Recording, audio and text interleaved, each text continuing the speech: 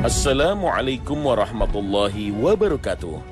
Pagi ini Khazanah kembali menyajikan kepada Anda embun-embun ilmu yang terpendam dalam luasnya Khazanah Islam. Pemirsa, sebentar lagi Hari Raya Idul Adha tiba.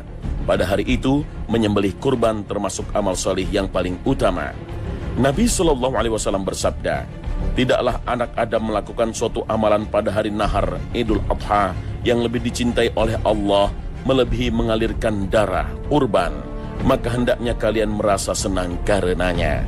Hadis riwayat Tirmizi, Ibnu Majah dan Al-Hakim. Banyak ulama menjelaskan bahwa menyembelih hewan kurban pada hari Idul Adha lebih utama daripada sedekah yang senilai atau seharga dengan hewan kurban, atau bahkan lebih utama daripada sedekah yang lebih banyak daripada nilai hewan kurban. Karena maksud terpenting dalam berkurban adalah mendekatkan diri kepada Allah, bukan semata-mata nilai binatangnya. Di samping itu, menyembelih kurban lebih menampakkan syiar Islam dan lebih sesuai dengan sunnah Nabi SAW. Namun menyembelih kurban dan pemanfaatan dagingnya masih banyak menyisakan persoalan di kalangan sebagian masyarakat. Hewan kurban hanya boleh dari jenis bahimatul al-an'am atau hewan ternak, sebagaimana firman Allah, dan bagi setiap umat kami berikan tuntunan berkurban, agar kalian mengingat nama Allah atas rezeki yang dilimpahkan kepada kalian berupa hewan-hewan ternak, bahimatul an'am.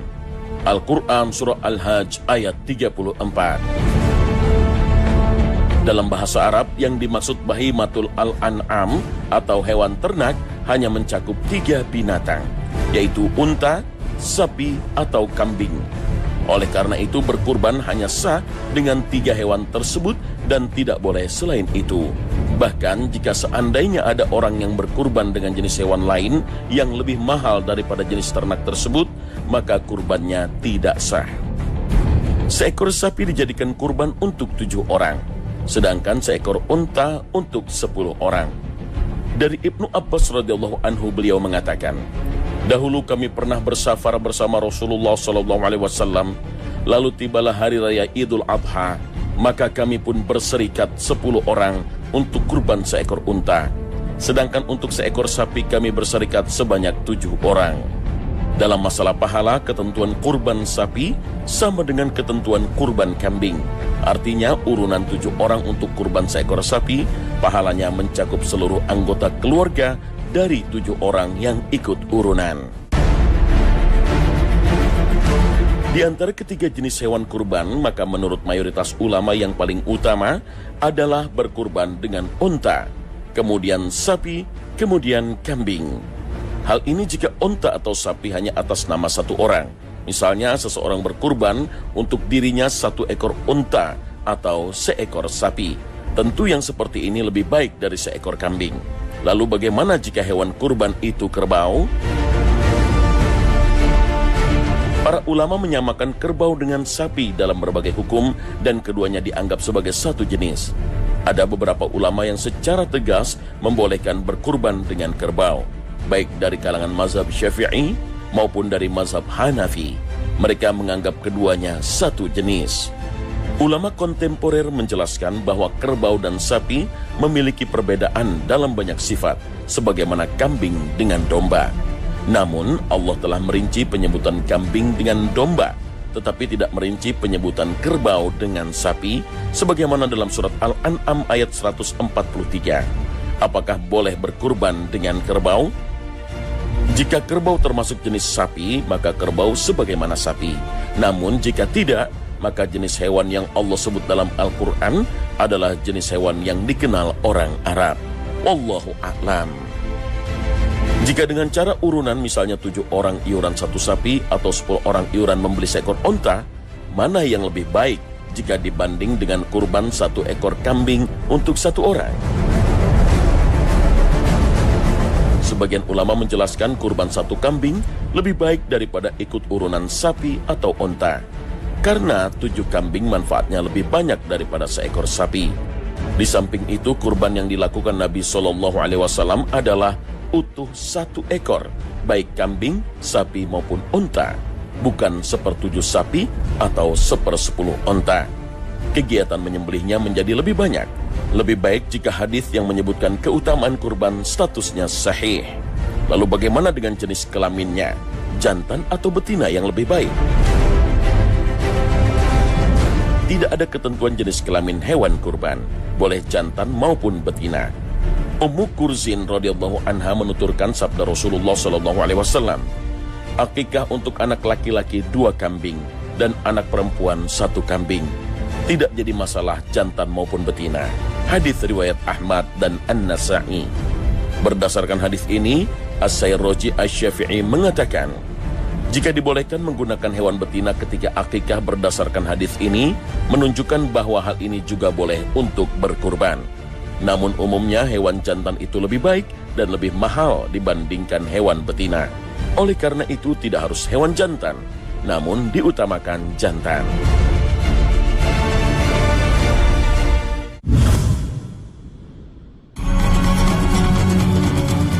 Pemirsa Khazanah, belakangan mulai banyak kaum muslim yang berkurban dengan niat untuk dirinya dan seluruh anggota keluarganya. Misalnya seseorang berkurban seekor kambing, tapi diniatkan untuk dirinya dan seluruh anggota keluarganya. Apakah yang demikian ini dibenarkan dalam syariat kurban? Lalu apakah dengan demikian anggota keluarga juga mendapat pahala yang sama? Seekor kambing cukup untuk kurban 1 keluarga, dan pahalanya mencakup seluruh anggota keluarga meskipun jumlahnya banyak, baik yang masih hidup maupun yang sudah meninggal. Sebagaimana hadis Abu Ayyub radhiyallahu anhu yang mengatakan, pada masa Rasulullah SAW, seorang suami menyembelih seekor kambing sebagai kurban bagi dirinya dan keluarganya. Hadis riwayat Tirmizi. Rasulullah SAW pernah menyembelih seekor kambing yang ditujukan untuk diri beliau dan keluarganya. Nabi SAW menyembelih 2 ekor kambing kibas yang gemuk bertanduk. Yang pertama untuk umatnya dan yang kedua untuk diri beliau dan keluarganya. Hadis riwayat Ibnu Majah. Hal ini juga diikuti oleh para sahabat Nabi SAW. Mereka menyembelih seekor hewan kurban yang diperuntukkan untuk diri mereka dan keluarga masing-masing. Kami pernah berkurban 1 ekor kambing untuk 1 orang dan keluarganya. Setelah itu orang-orang saling berbangga-bangga dan berlaku sombong. Hadis riwayat Malik. Bahkan Nabi SAW berkurban untuk dirinya dan seluruh umatnya. Suatu ketika beliau hendak menyembelih kambing kurban. Sebelum menyembelih beliau mengatakan, "Ya Allah, ini kurban dariku dan dari umatku yang tidak berkurban." Hadis riwayat Abu Daud dan Al-Hakim. Berdasarkan hadis ini, Syekh Ali bin Hasan Al-Halabi mengatakan, kaum muslimin yang tidak mampu berkurban mendapatkan pahala sebagaimana orang berkurban dari umat Nabi SAW. Oleh karena itu, sebaiknya seseorang tidak mengkhususkan kurban untuk salah satu anggota keluarga tertentu. Misalnya kurban tahun ini untuk bapaknya, tahun depan untuk ibunya, tahun berikutnya untuk anak pertama, dan seterusnya. Sesungguhnya karunia dan kemurahan Allah Subhanahu wa Ta'ala sangat luas, maka tidak perlu dibatasi. Meski 1 kambing bisa untuk 1 keluarga, bukan berarti seluruh anggota keluarga patungan dalam pembiayaan membeli seekor kambing. Harus dibedakan dalam hal ini antara bersekutu dalam hal beban biaya dengan bersekutu dalam menerima pahala. Bila diperhatikan hadis Nabi SAW tentang hal ini, semua menunjukkan bahwa baik Rasulullah SAW maupun para sahabat menyembelih seekor kambing, lalu niatnya berbagi pahala antara kepala keluarga dengan anggota keluarganya. Makanya berkurban kambing sebaiknya atas nama kepala rumah tangga sebagai pemberi nafkah. Kepala keluarga adalah orang yang bekerja dan punya pemasukan finansial, sehingga kepala keluarga memberi nafkah kepada anak dan istrinya. Sedangkan anggota keluarga seperti istri dan anak-anak, tentu mereka tidak punya sumber pemasukan finansial. Posisi istri dan anak adalah sebagai penerima nafkah dari kepala keluarga. Maka tidak masuk akal kalau kepala keluarga yang merupakan sumber penghasil pemasukan keluarga justru minta uang dari anggota keluarganya yang tidak punya uang dan meminta mereka berpatungan untuk membeli kambing. Maka berdasarkan keterangan dari Nabi SAW, jika kepala keluarga menyembelih seekor hewan kurban dengan niat untuk dirinya dan keluarganya, maka anggota keluarganya akan ikut juga menikmati hasil pahalanya. Lalu siapa saja anggota keluarga yang termasuk di dalamnya?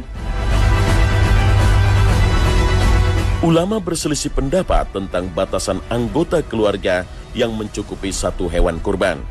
Pertama, masih dianggap anggota keluarga jika terpenuhi 3 hal.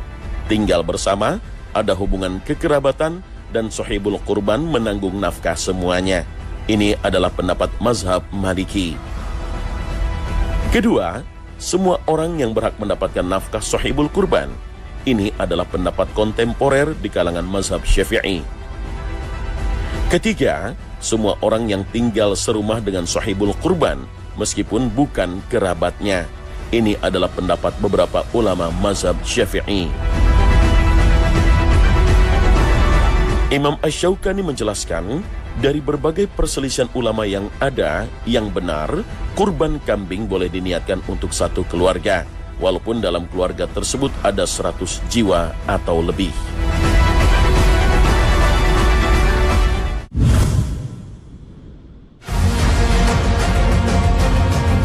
Pemirsa Khazanah, dalam masa-masa kurban, biasanya setiap masjid, ormas, atau perusahaan memiliki kepanitiaan tersendiri untuk mengurus pelaksanaan kurban.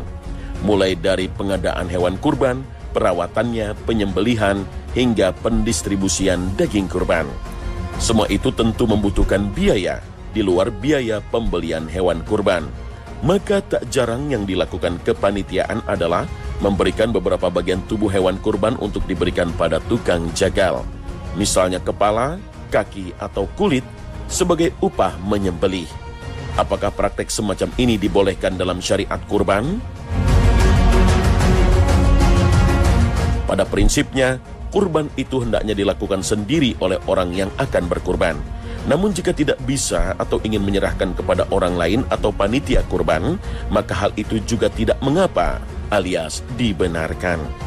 Namun yang perlu diingat bahwa kepanitiaan kurban berbeda dengan kepanitiaan zakat.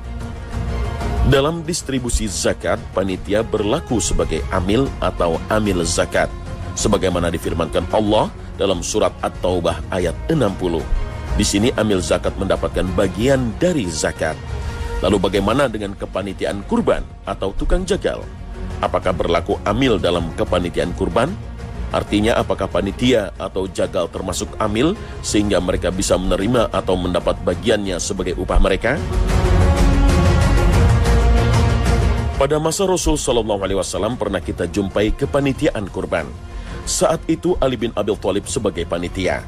Inilah yang dituturkan Ali bin Abi Thalib radhiyallahu anhu, bahwa Nabi SAW memerintahkan agar ia melaksanakan kurban Nabi dan memerintahkan pula agar ia membagikan semua daging, kulit, dan kepalanya pada orang-orang miskin dan tidak memberikan sedikit pun dari hewan kurban kepada penjagal sebagai upah. Hadis riwayat Bukhari dan Muslim. Hadis ini jelas menyatakan bahwa Rasulullah melarang memberikan sedikit pun kepada tukang jagal. Dan kita juga bisa pahami dari hadis ini bahwa kepanitiaan kurban berbeda dengan kepanitiaan zakat. Karenanya sebagai panitia, mereka tidak berhak menerima upah dari hewan kurban, entah itu kepala, kaki, atau bagian tubuh lainnya. Tetapi bukan berarti mereka tidak berhak menerima sama sekali. Mereka boleh menerima hewan kurban dengan status sama seperti kaum muslimin lainnya. Entah itu karena diberi sebagai hadiah karena mereka mampu, atau diberi sebagai sedekah karena mereka tidak mampu. Begitu pula halnya dengan tukang jagal. Mereka tidak boleh menerima bagian dari hewan kurban sebagai upah, namun boleh mendapatkan upah dari sumber lain seperti biaya operasional dan lain sebagainya. Tukang jagal juga boleh menerima daging kurban dengan status sama seperti umat Islam lainnya, tapi bukan sebagai upah dari jasanya menyembelih hewan. Maka untuk upah tukang jagal ataupun biaya lainnya dalam penyelenggaraan kurban, maka panitia kurban dalam hal ini bisa mencari sumber dana yang lain. Misalnya dari pemilik hewan kurban. Inilah yang paling sederhana dan mudah dilakukan. Karena memang sejatinya orang yang berkurbanlah yang menyembelih kurban. Ketika diupahkan kepada orang lain, maka dirinya lah yang seharusnya menanggung biayanya. Atau bisa juga diambilkan dari kas operasional masjid atau lembaga yang menyelenggarakan kurban. Tentunya dengan mekanisme dan musyawarah yang telah disepakati oleh pihak-pihak yang terkait. Lalu bagaimana jika kulit hewan kurban diperjualbelikan? Apakah hal ini tidak melanggar ketentuan syariat kurban? Nah pemirsa, jangan kemana-mana. Khazanah akan segera kembali sesaat lagi. Pemirsa Khazanah, pada dasarnya kurban itu adalah memberikan persembahan, memberikan sesuatu yang berharga. Kita lepaskan kepemilikan kita kepada Allah Subhanahu wa Ta'ala. Begitu kita ikrarkan, apalagi setelah disembelih, sudah menjadi milik Allah, mirip dengan wakaf. Kalau kita mewakafkan tanah, bangunan, aset, dan sebagainya, begitu kita ikrarkan wakaf kita, maka kita tidak boleh lagi memilikinya, apalagi memperjualbelikannya. Demikian pula hewan kurban. Tubuh hewan ini apabila kita sudah serahkan kepada Allah, maka sudah jadi milik Allah. Sudah bukan lagi milik kita, dan kita sudah tidak berhak melakukan jual beli atas tubuhnya. Tidak pula kepalanya, kakinya, dan sebagainya. Karena itu sudah jadi milik Allah, dan Allah tidak mengizinkan apapun miliknya itu untuk dijual belikan lagi. Dan kita sebagai orang yang bukan lagi pemiliknya, tidak berhak lagi melakukan jual beli. Lalu diapakan bagian-bagian tubuh dari hewan ini? Sebagaimana perintah Allah, fakulu minha, makanlah. Jadi kita sebagai yang berkurban silakan makan, terutama bagi keluarga kita. Kita beri makan dari hewan kurban kita. Allah memberikan izin daging ini atau bagian tubuhnya dihadiahkan atau disedekahkan. Hadiah itu maksudnya diberikan kepada orang yang tidak terlalu miskin, dalam arti sama atau mungkin lebih makmur dari kita. Kita berikan kepada tetangga kita, saudara kita, dan sebagainya, yang boleh jadi dia juga sedang menyembelih hewan kurban. Kalau mungkin kita adalah kurbannya kambing, boleh jadi dia kurbannya sapi. Jadi kita berikan secuil daging ini kepada tetangga kita, atau kita sedekahkan kepada fakir miskin secara ekonomi kesejahteraannya di bawah kita. Kepada mereka ini namanya sedekah. Tetapi yang perlu kembali ditegaskan, tidak boleh kita perjualbelikan, entah itu kulitnya, kepala, kaki, dan sebagainya. Nabi secara tegas melarang hal itu, sampai beliau bersabda, siapa yang menjual kulit kurban udhiyah itu, maka tidak dianggap kurban baginya. Hadits riwayat Al-Hakim. Ulama menjelaskan menjual kulit hewan kurban, maka kurbannya tidak sah. Oleh karena itu para ulama sepakat, kalau kita ingin memanfaatkan, silakan dimanfaatkan. Tetapi kalau diperjualbelikan, maka itu hukumnya terlarang dan tidak boleh. Karena pada dasarnya hewan ini sudah jadi milik Allah, dan pemilik dari hewan ini tidak berkenan untuk diperjualbelikan. Meski demikian, bagi orang yang berkurban, boleh mengambil kulit hewan kurban untuk kepentingan pribadinya. Hal ini pernah dilakukan Ummul Mukminin Aisyah radhiyallahu anha yang pernah menjadikan kulit hewan kurbannya sebagai tempat air minum. Nah pemirsa, sampai di sini akhir